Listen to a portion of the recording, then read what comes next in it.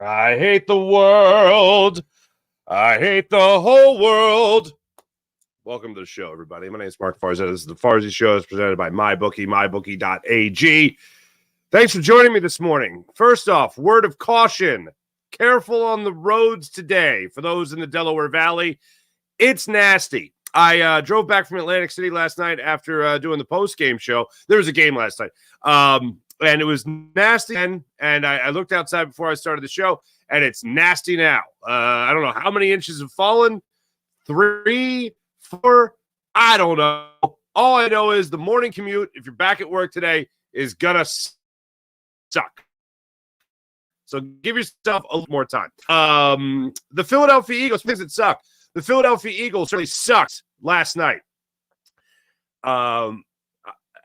We're going to go through all the stages of grief probably today. We're really going to unpack everything, but let me just get some things out of the way here. As I told you before the game yesterday, as I told you during yesterday's show, I told you something very plainly. If the Eagles get annihilated, Nick Serriani is going to get fired. The Eagles got annihilated last night. Nick Serriani is going to get fired. I don't see any way out of this for Nick Serriani. This is an absolute, without question, historical collapse by the Philadelphia Eagles.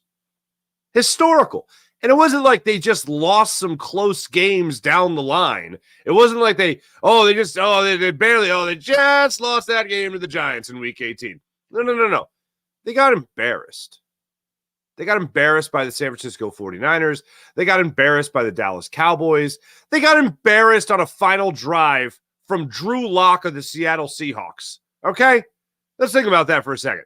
Let's just bask in that for a minute, okay? They almost lost to the New York Giants twice. If Tyrod Taylor plays both halves, you probably lose that game to the Giants. You got pantsed by your former defensive coordinator in Jonathan Gannon. And then you drop from the number 1 seed, still have an opportunity to get the number 1 seed, and you choke that away to drop down to the 5th seed in the NFL play in the NFC playoffs. And you have to go on the road as an 11-win team and face the 9-8 Tampa Bay Buccaneers, and you get annihilated in that game. The Tampa Bay Buccaneers, who just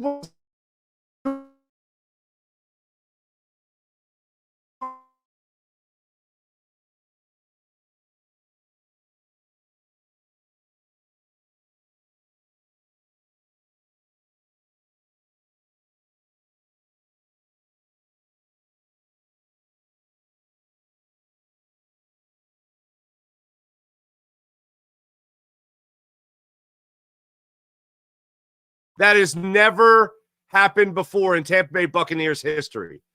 Never. And I see people go Sixers right there with the Rich Kotite debacle. This is worse because you in no way, shape, or form had the expectations around Rich Kotite that you had with this Philadelphia Eagles team. No way, shape, or form. You weren't coming off a Super Bowl loss.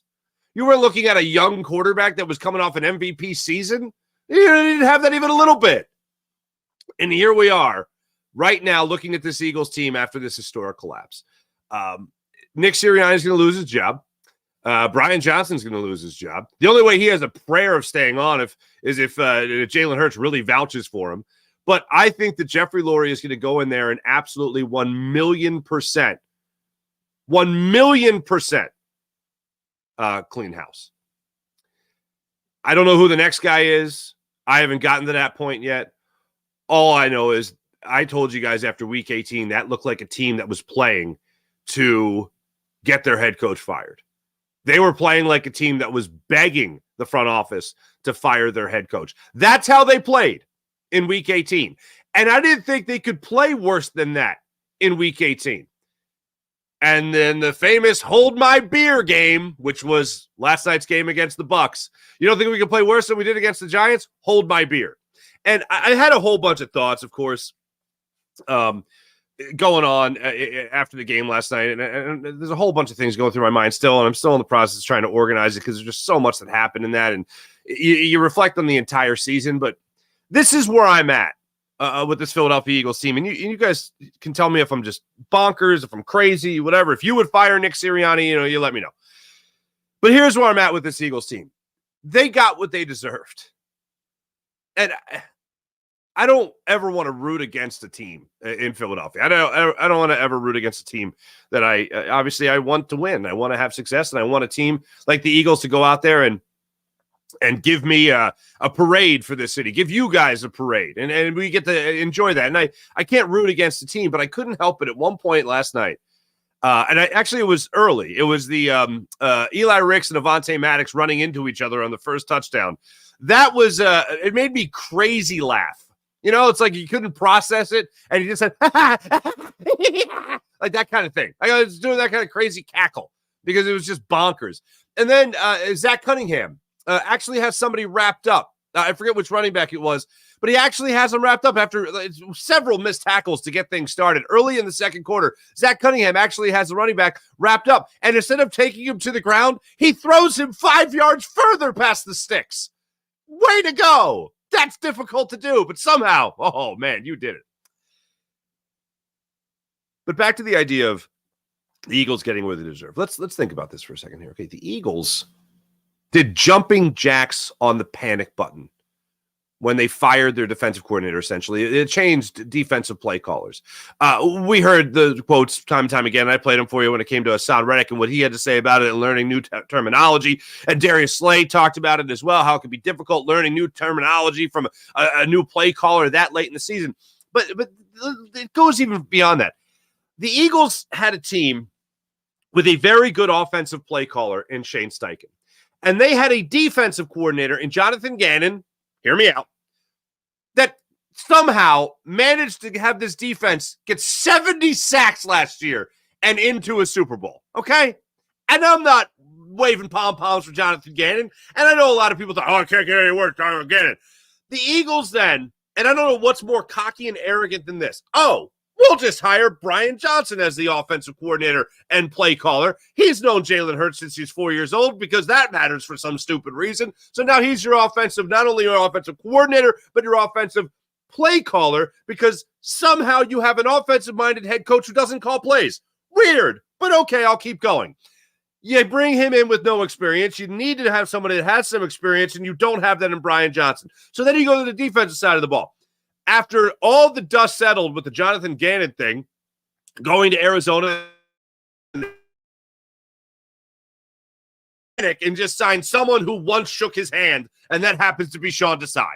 So Sean Desai had 1 year as a defensive coordinator in Chicago. Then somehow, I don't know, isn't it weird that he didn't get a job after that as defensive coordinator? That's crazy. The only thing he could get was going into Seattle and working for Pete Carroll. That's the gig. This sought-after defensive coordinator that you just had to have, now he's calling plays for you.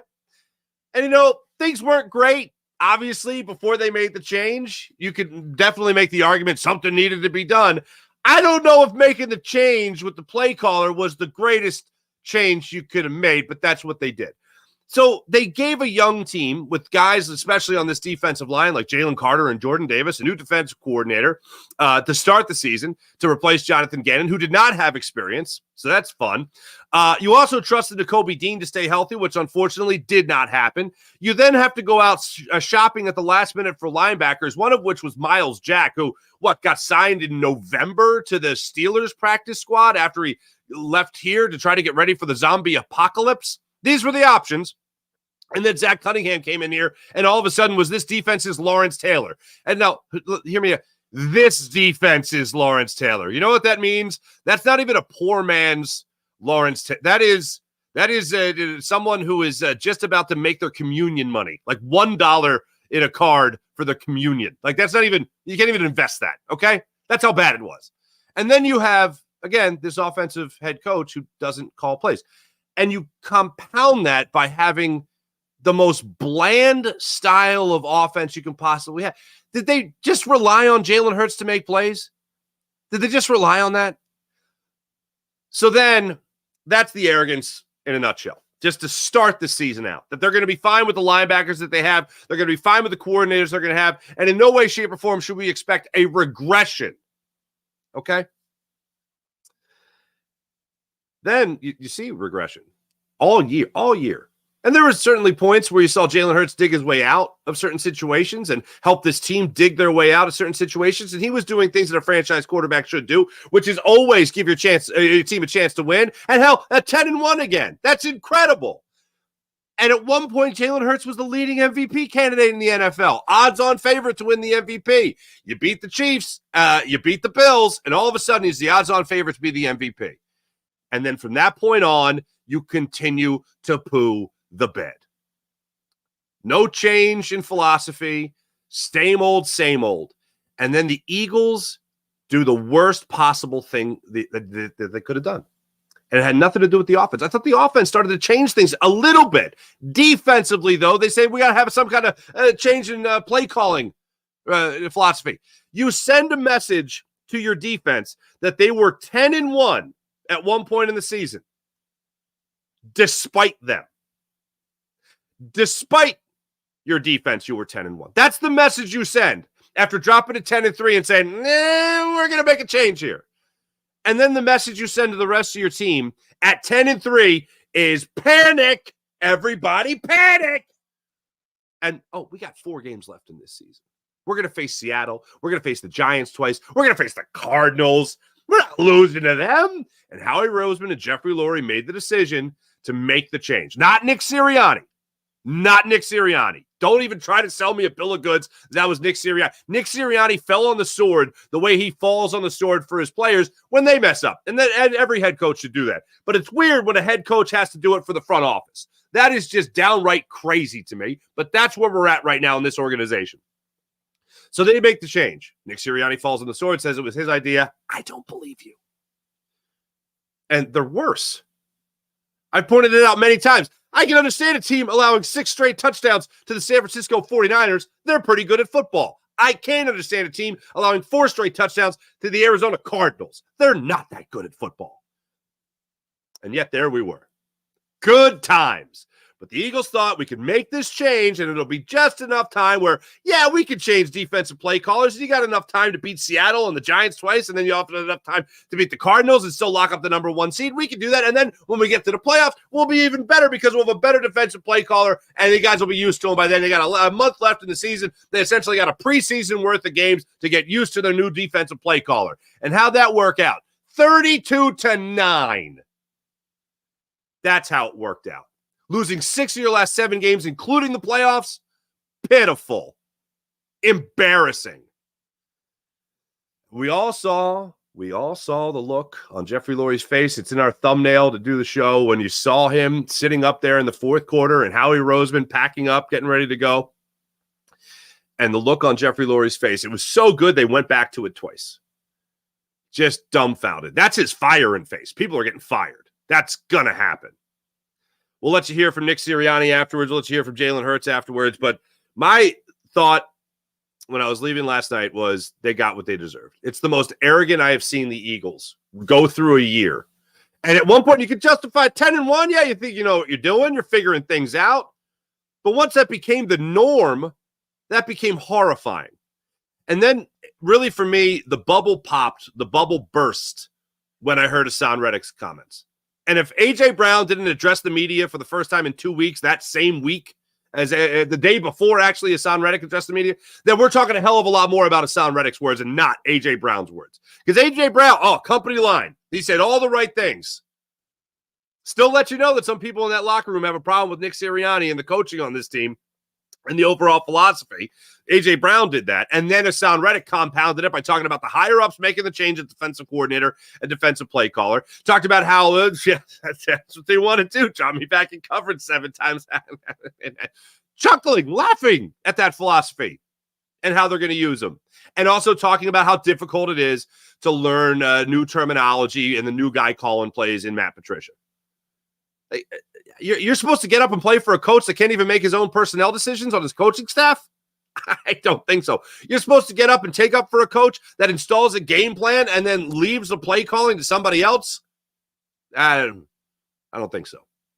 I think everyone's saying the right things after the game. And you go into the locker room and hear all the right things. My favorite thing, and I think it really sums up things really well in this here, really well. It sums up things really well, is the line from Lane Johnson about how the Eagles effed around and found out. That's what he said about his own team. Sometimes you F around and find out. We effed around and we found out. That is, truer words have never been spoken about an entire organization. So let me shift into this then. Because the Eagles are in an interesting situation here where people are going to look at him and they're going to say, okay, well, where's the regret? It's Jalen Hurts' fault. It's Nick Sirianni's fault. It's Jeffrey Lurie's fault. It's Howie Roseman's fault for not getting better defensive players and not getting better coordinators and all that stuff. I have never seen an organizational failure like I have seen the last 7 games of this season. Everything caught up with them. Everything caught up with them. From their linebackers to their cornerbacks. James Bradbury, good God, what a drop-off from last year to this year. Not getting better defensive players when it comes to your linebacking core. You look at Howie Roseman for that. The idea that analytics is going to be the savior of this franchise, I honestly have no problem with analytics. It's how people use and abuse analytics. For me, analytics, people treat it like they predict the future, okay? You have better chance to be accurate with weather people, okay, than you do with analytics. Because at least the weather people are trying to predict what's happening next, whereas analytics are simply telling what happened in the past. And people treat it like, oh, no. This is how you predict the future. We know what's going to happen because of our numbers. I can understand they can give you an idea. But in a game like yesterday, you come out throwing the football like you came out throwing the football. Totally and utterly abandoning the run. They actually ran the football a couple of times. The first couple of plays were runs. Give them that. I give them that. 5 carries for DeAndre Swift in the first half. 5 carries. And you'll hear from Nick Serriani where he talks about how, oh, man, you got this. You can't talk about it after the fact because, it's like you look at the number. You just say, you look at the stat sheet. It's easy to look at the stat sheet and you only ran the ball 5 times. I'm not just looking at a stat sheet. No one is just looking at a stat sheet. You know what we're looking at, Nick? Because I don't know if this is you've become aware of this. The city of Philadelphia knows football pretty damn well. And we're not just looking at a box score going, if this, then that. No, that's what the analytic department's doing, okay? We're looking at the game yesterday, and we're seeing your quarterback get pounded. We're seeing guys not open in time. We're seeing no scheme to your throws. You're not scheming anybody open. Somehow, miraculously, Dallas Goedert was able to get open for the only touchdown the offense, or the only touchdown the Eagles scored in the game, and that was a nice little play. Where's a little bit more of that? You finally started trying to feed Devontae Smith down the field. You're starting to actually throw the ball downfield against this secondary that's one of the worst in the NFL, and you couldn't even take advantage of it? No, it's not just looking at a stat sheet. You only ran the ball 5 times. No, I'm watching your quarterback get his ass kicked. I'm watching your offensive line. I'm watching Cam Jurgens get steamrolled in this game. I'm watching, again, Todd Bowles put you over his knee and spank you. That ain't good. That's embarrassing. Oh, you look at the stat sheet, it's 5 plays. No one's looking at the stat sheet. We're looking at the game. And that is pitiful. And when you see DeAndre Swift all of a sudden just go the way of the dodo after averaging 4 yards a carry in the first half, oh, you're not going to use this guy? I said yesterday going into the game, and I predicted the Buccaneers to win the game. I predicted 24-17. I was a little too optimistic there, apparently. But I said DeAndre Swift's got to be a star of the show. Jalen Hurts has to be incredibly efficient. And you got to force turnovers. None of those things happened. Nor did they give DeAndre Swift an opportunity to really be a difference maker in this game. Nor did they really help out their quarterback in any way, shape, or form to help him be efficient. So when you talk about a regression, and I know that's a buzzword that people just absolutely love, oh, this regression, there's a regression. I've never seen an organizational-wide regression more so than what I have seen from the 2023 Philadelphia Eagles. This is insane what we were watching yesterday. And I go back to the arrogance of it. It's just, oh, no, we can fix it. We can fix this. This isn't a problem. We can fix this. It can be fixed. It's fixable. No fixes. No fixes. The way this ends is Nick Sirianni gets fired maybe today, maybe tomorrow. There's no way Jeffrey Lurie watched that happen in Tampa Bay and went, no, that's fixable. I believe we can fix it. In no way, shape, or form. He believes that. I don't know the direction they go, but here's my best guess. I can tell you right now with the coaching candidates that are available, some of the guys you might want. Some people might want, Bill Belichick. Some people might want that, not happening. Some people might want Jim Harbaugh. I mean, I would love to have Jim Harbaugh, not happening. Some people like Mike Vrabel. Like Mike Vrabel, not happening. I'm gonna make this prediction. The next coach the Eagles hire to be their head coach, you're gonna have to Google his name.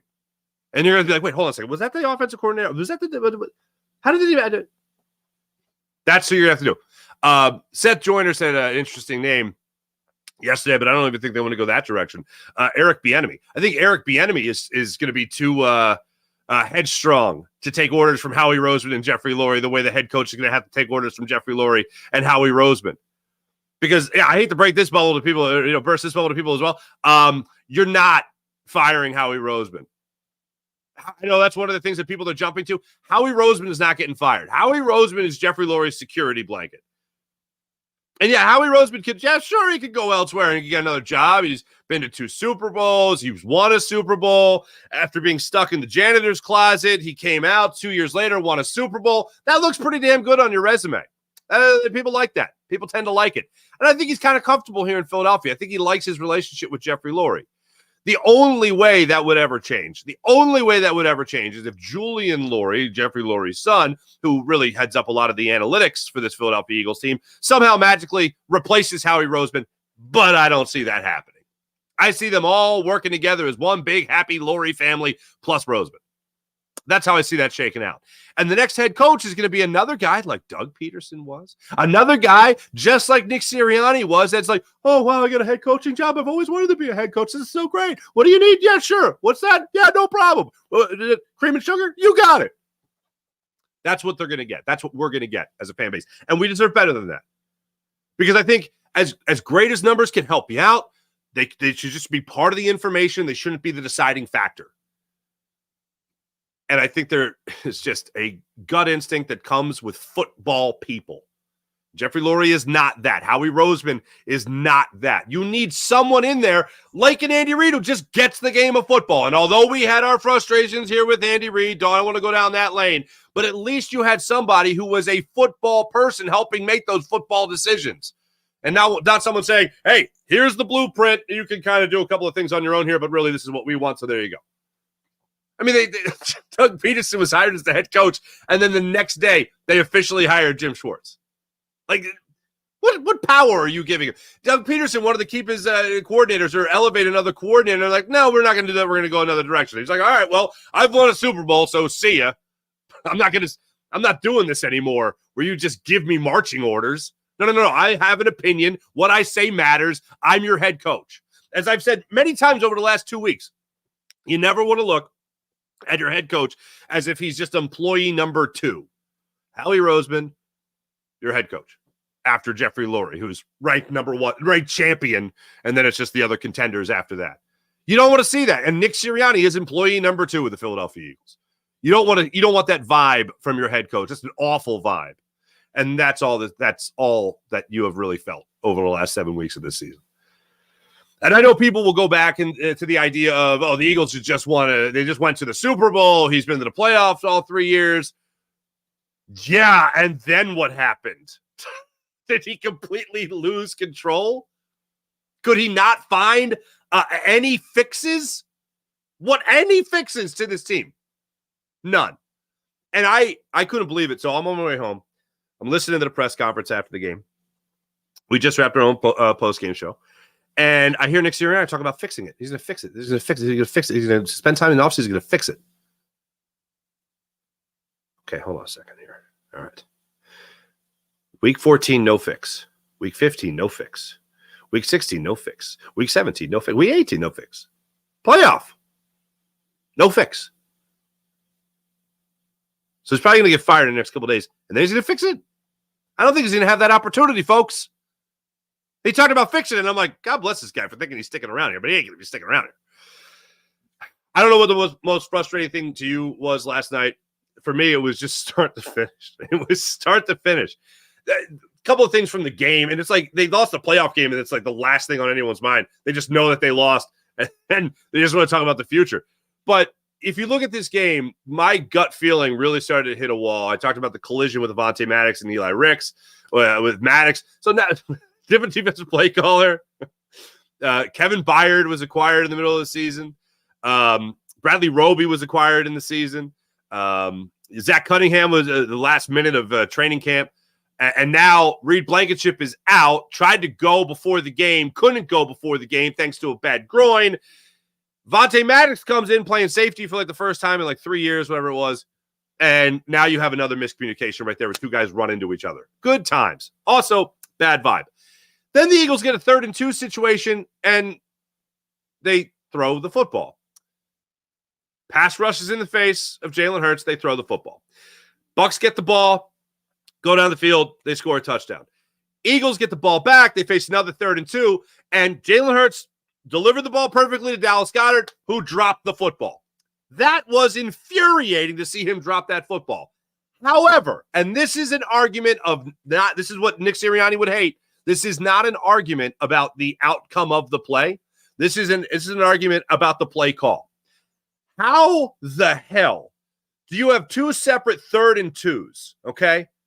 And you have this little play, and I know it didn't work at the goal line, but it was a little play called a tush push. How are you not handing the ball to DeAndre Swift to try to get you a yard or 2 and even get the first down on either of those 3rd and 2s to set up maybe a 4th and 1 where you go for it and you get the first down? Does the thing that Nick Sirianni said earlier in the season about how great the tush push is, you don't ever have a 1st and 10, you only have a 1st and 9? I'm going to go and call bull on that because they have not practiced that. That was something cute that he said, something very motivational that he said, and then they haven't followed through with it. Especially in a playoff game, especially when momentum is going the other way. I feel like I'm on crazy pills watching this team. So you watch those couple of 3rd and 2s, and then you just see no adjustment from Jalen Hurts when it came to the blitz. You saw no adjustment in the offensive scheme, no hot route set up, nobody counting hats. Like, empty backfield after empty backfield, giving Jalen Hurts no more support. Like, what do you do? Like, this is an easy decision. And I said this after the game because I saw a lot of tough decisions. If you're Jeffrey Lurie, a lot of tough decisions. If you're Jeffrey Lurie, a lot of tough decisions. It's easy. There's no way that guy comes back. No way Nick Sirianni comes back. And I know there's other guys that are going to be out there. People are going to be, clamoring for their own guy, and everybody wants their own guy and want to put somebody else in there. Look, I have this. I'll say this. I have a ton more confidence in the idea that Jalen Hurts is a very good quarterback in the NFL than I do that Nick Sirianni will be the reason that he gets back to the status that he was at last year. This coaching staff ain't it. And what people, and I hate making the Carson Wentz comparisons to Jalen Hurts, and I know people love throwing that against the wall with that spicy hot take. I am not that guy, and I'm not doing that, but I will talk about the situation. One of the things that did go wrong in the Carson Wentz era was Press Taylor getting his hands on Carson Wentz a little bit more, having a little bit more, not authority, but working more with Carson Wentz. And Carson Wentz had shown with John DeFilippo, he needed somebody hammering him. He needed somebody like Frank Reich riding him, hammering him, that kind of thing. You can't do that same type. You can't have that same type of mistake with Brian Johnson. You expect me to believe Brian Johnson is going to be motivating Jalen Hurts the way he should be motivated? No, there's a comfort factor there. And also, let's get away from the comfort factor, the puppy dogs and ice cream there, and let's talk a little bit more about, a guy that should have a little bit more experience. A guy you should be relying on a little bit more to have a little bit more creativity. And you know what? As the season went on, and one of the things that gave me hope in the Cardinals game was that you saw a different offensive play calling. You saw a little bit more creative. You saw, you could call it a gadget play, but for a defense, or an offense that was supposed to be predictable, hey, I'll take anything. And you saw little flashes of them trying to make little tweaks. I've mentioned in Seattle, Dallas Goedert going in motion a little bit, running that tight end screen a little bit different, albeit a tight end screen. But then you see that just go out the window. Where are those where are the screens when you have Wink Martindale sending blitzes like crazy? At one point in yesterday's game, through the third quarter, 27 dropbacks by Jalen Hurts. 27 dropbacks through the third quarter. 18 of those dropbacks, Todd Bowles was like, blitz, blitz, send the house. And your Eagles didn't adjust. Don't worry, they're going to fix it. They're going to fix it. Don't worry, folks. They're going to fix it. Everyone, they're going to fix it. It's going to be great. It's going to be great. It's going to be great. Let's get to some of these guys, what these guys had to say last night. First, let me tell you about the Game Time app. Download the Game Time app to your phone, ladies and gentlemen. Take advantage of all the Game Time app has to offer. You want to go to the Sixers game? You want to go to a Flyers game? Maybe baseball when it rolls around, a little spring training, maybe? Big concert, theater, comedy show, whatever it might be. You download the Game Time app. You create an account. You use promo code FARZY, that's F-A-R-Z-Y, and you get $20 off your first purchase. Flash ticket deals for great savings. Tickets that are available even an hour after the event starts. Game Time app. Download it to your phone. Use promo code FARZY. Get $20 off your first purchase at the Game Time app. Nick Serriani. Here's the thing that drove me freaking bonkers, ladies and gentlemen. Nick Serriani talking about running the football, not running enough, not establishing the run enough, especially when it came to DeAndre Swift having a good average there in the first half. And third and long, you're not continuing drives. It's easy to look at the stat sheet and say they didn't run it enough, but there's things that aren't being accounted for. You're in second and long, you're in third and long. There's nothing to say that you can't run it there, but it's going to be harder to pick up a first down in those scenarios. So whenever you're out of flow like that and not in sync like we were, it's going to be hard to get your carries when you're behind the sticks. And we had a 2-minute drive there as well. So, hey, listen, we need to be able to run it more. Obviously, we weren't able to today to get into a flow, and that's on me. All right, I love how he goes to just asinine ideas to when to run the football. Like third and long, you're not going to run the football. Yeah, no. Thank you, Sherlock. Thank you for figuring that one out. But again, you go back to those 3rd and 2s. He said that on their stat sheet it was 3rd and 3 for one of them. Whatever, you can still get 2 yards for a guy that's averaging 4 yards behind this offensive line. And I talked about it last week when you heard from Nick Sirianni in his, I think it was Thursday's press conference last week. He was asked about whether or not they're using the number 1 ranked offensive line in football, if they are using them properly. And you know what he went to immediately? We're treating this week like it's a mini bye. Some people might say, why ask that question? Because what is he going to say? That's the thing. Always ask the question because you never really know what he's going to say. And when he went to hint towards the offensive line being tired, I was like, they're going to need more than one more day off to feel better after this season. Are you kidding me? Well, we do need to run the football. No kidding. You know they're going to send the blitz. When you run the ball against the blitz, you either run right into it or you run right past it. Either way, your quarterback's not under that pressure. Where were the quick throws? If you know the blitz is coming and you just had it the week prior, no installation, any hot routes, no easy checkdowns, nothing. That didn't develop. That wasn't even attempted till later in the game. Not in good hands. Not in good hands. So this leads me to the biggest point of the day. What about Nick Sirianni and his job? And Mike Sealski, Inquirer.com, asked him the question at the press conference. Are you concerned at all about your job? Like I just said like I just said over here, I'm not thinking about that. I'm thinking about the guys. Again, there's a lot of guys in that locker room, all the guys in that locker room, every single one of them that put their heart and soul into this. I'm not worried about me. I'm not worried. I'm as the head coach, I'm just trying to be there for our guys and our staff right now. Through a tough time. Obviously we didn't finish anywhere near we wanted to finish, and so again, my heart feels for these guys. We're all taking it hard, and that's where my mind is right now. All right, I will say this: Nick Sirianni, the personality, Nick Sirianni, the person, I'm a big fan of. Nick Sirianni, the game planner, not so much.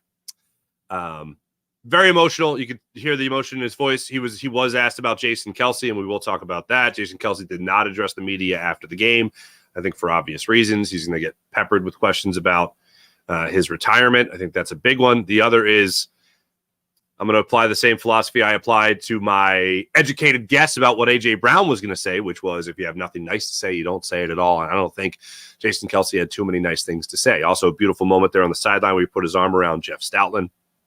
That was really nice. But Lane Johnson was in the locker room after the game as well. He got emotional when they asked him, do you think this is it for Jason Kelce?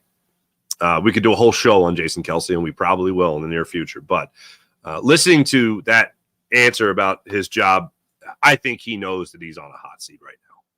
I think he knows he's in that hot water, and that doesn't feel good.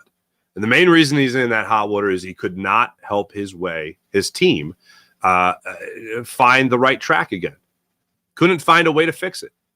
Couldn't find a way to plug holes. Couldn't find a way to establish rhythm, momentum, have players get out of their own heads. If you're a head coach of the football team and you're not calling plays and your game plans aren't exactly wonderful, then you need to get back as a head coach to what made you a 10-1 team. You need to get back to what made you a Super Bowl contending team a year ago. And you got to find that motivating factor that you could tug at. And that's one of the things that has made Nick Sirianni a successful head coach up until their 12th game of the season. And then to never be able to just be on ice the entire time, that's not good. Nick Sirianni not being able to find their way out of the big slide. We were in a big slide, and anytime that's the case, I always look at myself first, and I didn't do a good enough job. And obviously we lost 5 of the last 6 and lost today. And it's almost like you couldn't get out of the rut we couldn't get out the rut we're in, and that's all of us. We'll all have to look ourselves in the mirror and accept that, and just find answers, find solutions. But obviously, when you start 10-1, and then you get into what happened for us. Obviously, that the expectations were high. Expectations were even higher when we started off 10-1, and we fell into a skid. So I'll look at everything. I'll look at obviously the play calling. I'll look at the the scheme. I'll look at practices. I'll look at everything that we're doing, because I think that the past 2 years did some things. We got hot a little bit at the end, and then this year wasn't that case. So anytime it certainly wasn't that case. So he's going to look at play calling. He's going to look at scheme. He's going to look at practice. The Eagles had the easiest practice schedule last year and then made it even easier this year. Maybe there is something there. At what point are you just not doing anything? At what point are you just hoping that the players are taking naps, dreaming about the playbook? Would that count as a practice? Because I think that's the next step down. But when you're a head coach and you can't help your team find their way out of that slide, out of that funk, you're doomed. You're doomed. And as an organization, you jump into that quicksand when you fire your defensive coordinator. Neuter your defensive coordinator. And at the same time, neuter your head coach, because what do you do here, Nick? Like, you show us film and you say nice things and you dress up as Halloween as our quarterback, which he did. Don't forget that. He dressed up as Jalen Hurts 2 years ago for Halloween. Like, what do you do? How much power do you have? You're not calling plays? Your game plans aren't working. Did you even hire your defensive coordinator? I know you didn't make the change to go to Matt Patricia. No confidence in what this team can do next year. And, one of the things, before I even get to Jalen Hurts' comments, I told you guys that the Sixers' second-round loss last year, not the other ones, last year, to the Celtics, that stuck with me more than the Super Bowl loss. It stuck with me more than the Phillies World Series loss. And the reason was because I feel like the Phillies are going to be back. Phillies, they were close to getting to another World Series, and then they got blown out of the water. So, that didn't end well, as we all know. The Sixers, for me, it was like looking into the abyss. What's next? How is this going to blow up with James Harden? Are the Sixers going to trade Tyrese Maxey for Dame Lillard? Stuff like that. And then that Eagles Super Bowl loss I didn't take as hard because you had a young quarterback with a young head coach and still a really good offensive line and still a good defensive line. And I had trust in Howie that they were going to make the right move. He was going to make the right moves and make sure this team was right back to that spot. And, for the first 11 weeks of the season, 12 weeks of the season, it looked pretty good. Looked pretty good. And what's so devastating about this loss yesterday is that now I am looking into the abyss about something that I had a lot of hope for. And I'm really hoping that the Eagles don't feel like they can just plug and play coaches. Like, oh, well, we won a Super Bowl with Doug Peterson. We almost got back to an NFC Championship game the year after we won the Super Bowl. Then we were back in the Super Bowl within 5 years with a new coach and a new quarterback. So we know what we're doing. Everybody else has got to fall in line because we're brilliant. Look, that's also the number one reason Jeffrey Lurie is not firing Howie Roseman. So now I look at it, and you just lost 32-9. You just came crashing back down to earth after being 10-1. Thought it was bad enough that you got blown out by the 49ers, a team that you were supposed to, slug it out with as the best in the NFC. Then you got spanked by the Cowboys, where you didn't even score an offensive touchdown. Jalen Carter scored your touchdown. And then Drew Lock beat you. And now Baker Mayfield became the first Tampa Bay Buccaneers quarterback ever to throw 300 yards in a playoff game and 3 touchdowns. The only other Tampa Bay Buccaneer quarterback to throw for 300 yards in a playoff game, it's Tom Brady. Nice company there for yourself there, Baker Mayfield. So, now this one is the one that stings the most because you're looking into the abyss. Are they just going to, some other coach you've never heard of is going to be running things for this organization? Jim Harbaugh, not happening. Bill Belichick, keep dreaming. Mike Vrabel, he's got strong opinions. I don't think we like him. Eric Bieniemy, he too has strong opinions. Everything we're doing is hunky-dory, fine and dandy. All right, now we can get to Jalen Hurts. Jalen Hurts asked after the game. Actually, I liked his answer. I don't really believe what he's insinuating. I think he wants a fresh start too. But here he is when he was asked about whether or not he wants Nick back. Do you want Nick back? I didn't know he was going anywhere. I didn't know that. Nah. Where's your confidence level in him then to fix this team? I have everybody. I have a ton of confidence in everyone in this building. It's just a matter of us going out there and playing clean football. And that's been something that we have not done, And so. I don't believe him. I think Jalen Hurts, like everyone else on this team, wants a fresh start next year. Can you honestly tell me you watched the Eagles play towards the end of this season and went, they really want this guy back? They're really getting up for this guy. They're really motivated. They're really pulling focus for their head coach. Nick Seriani was like, we're going to fix it. We're going to do it. Everything's going to be great. We're going to fix it. You really think that is, from what you saw at the end of the season, that's the guy that they're going to, an offseason is going to fix that? Nope. I think Jalen Hurts wants from my read on the situation, he wants a fresh start. And then this is something that sent me into absolute rage mode. Oh, this is the reason why, excuse me. The ESPN article that came out, I think it was by Tim McManus, that talked about the Eagles not having an identity. Now, last year I said the Eagles did not have one true identity because they were such a chameleon. They could do anything, and they were great.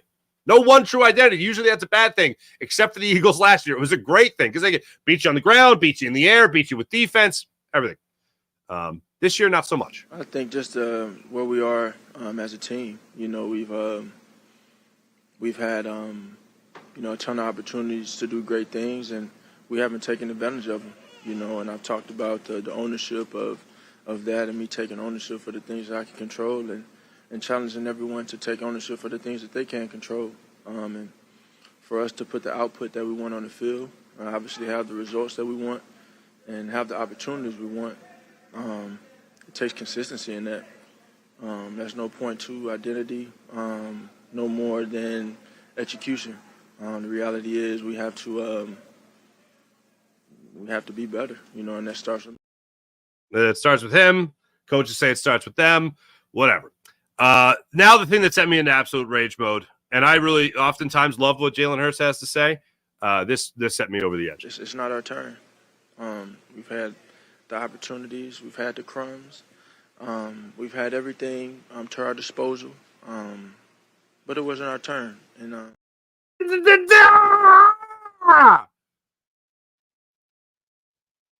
wasn't their turn.